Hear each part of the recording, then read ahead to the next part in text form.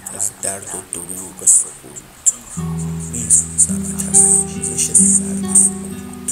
میمیرمت از فرط نبودنت، میخندمت از گریه خشکیده در تنت.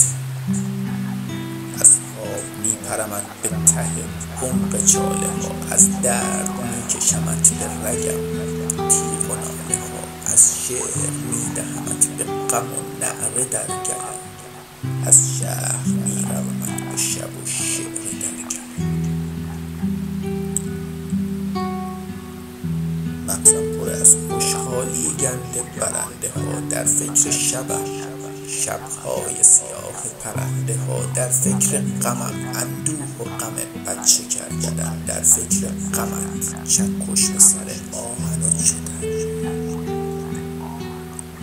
در فکر تبر در سینه و قلب درخت ها، در فکر قفس خمیازه و شب تیر بخت ها. در فکر گلی که له شده در زیر پای فیل، در فکر زنی درمانده و دلخسته و علی. در فکر تفحص در وسط مکتب هگل، در فکر خری سملای دو خروار کاه و گل. در فکر نفس در دور و دم این بهار، در فکر سفر از خانه و از این خیال.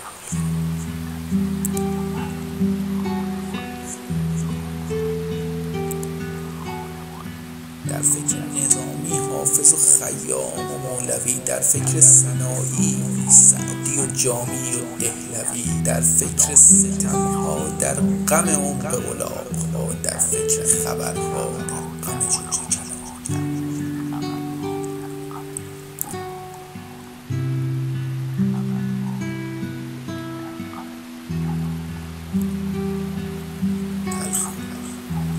تلخم شبیه دود سیاه قطار، تلخم شبیه کهنه تلخ خیار، تلخم شبیه آهوی ترسیده از پلنگ، تلخم شبیه اسلحه‌ای در میان جنگ.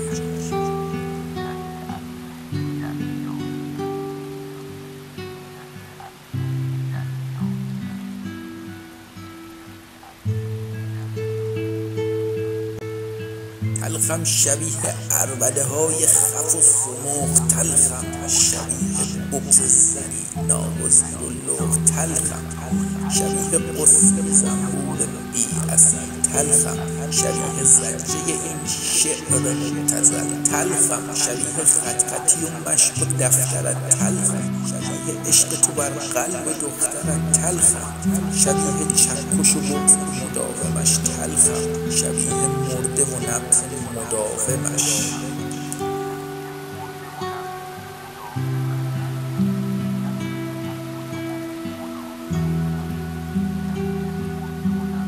تلخم شبیه پرس شبهای بی هدف، تلخم شبیه مادر و فرزند ناخلف، تلخم شبیه پنجه به گیتار و عربده، تلخم شبیه کوکب و مهمان سوز.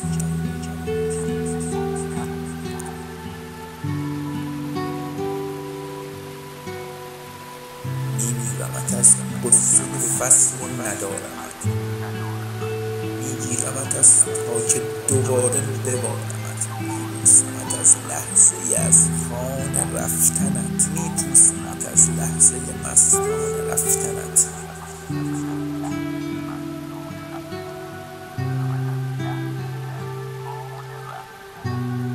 از ناز میخرمت به سر زلف خرمنت، از تیر میبرمت به زمستان به بهمنت، میجویمت از تاق شهناز تلخ